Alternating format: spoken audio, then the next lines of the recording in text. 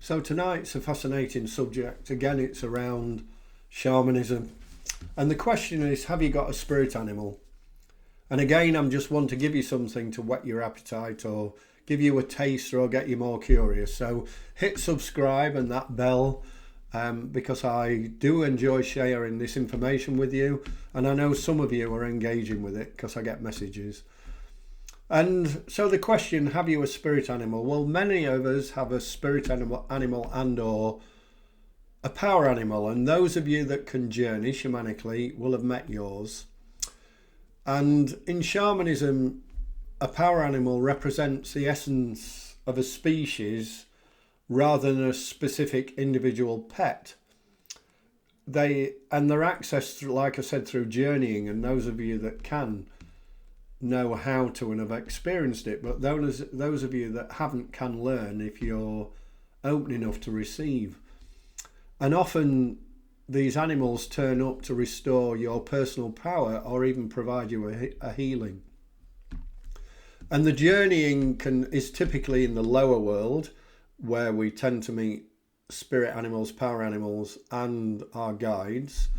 And an animal may choose the practitioner or the facilitator. I love that word, facilitator, because that's what I feel happens to me, that spirit uses me as a facilitator using this energy. So in effect, I'm an energy worker, and that's what I do.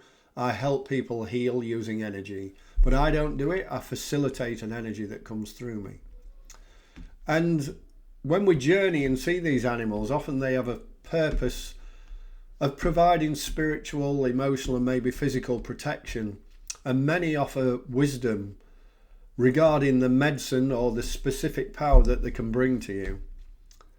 Some are helpers and are temporarily, and often a primary power animal can accompany a person for such a long time and maybe for life, but that's not my experience, as mine have changed over a period of time. But maybe as I grow on my own journey, because I'm very new at this and I'm fascinated with it and I love it and I'm so curious about it and in awe and respectful of how spirit communicate with me, that maybe other animals step in. But they're always wild animals, as all power animals, and they can be mammals, birds, reptiles, or fish, insects. They're not really domesticated pets. But don't forget, they can also include those mythical creatures like dragons and fairies and things like that. But I'm not going to go down that road because it's a different topic and it's a different rabbit hole. But I think it's very important to treat all spirit animals with respect and as allies, so the spiritual allies. But what is really interesting is how in very ancient times, like Incas and Mayans and Aborigines and then Egyptians, and even in early man in England, they had many drawings and hieroglyphs, of course America, in caves depicting animals. But I think Egyptian culture is the most fascinating because they show animals in a very spiritual way for me. I notice more how they use them to show how they're sort of embodied in a man or a woman.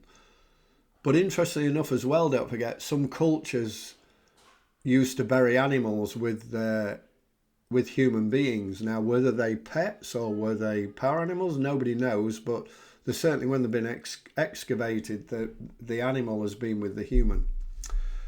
So my own perception is many animals and birds show up in a specific way, and I have a knowing that those guides and spirits are sending a message of connection with these animals and birds that show up. And if you know where to look, you can actually get information of what that message is when it's been delivered with these furry and feathered friends. But we also need to include, of course, reptiles and insects, as they have messages and medicines as well, and they can also be power animals.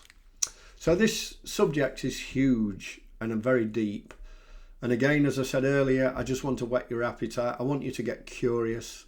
I want you to notice what animals perhaps are on the paintings in your wall, or what tats you've got that have got animals in them. And it's interesting for you to ponder on why you chose that certain type of animal. And notice if certain animals turn up in your dreams or your meditation. And it's a fascinating subject if you're really open and curious to what is. And the more you notice nature around you, just see what animals and birds and insects turn up. Even if you live in a city, there's trees and hedgerows and parks. Just be curious and open to what is.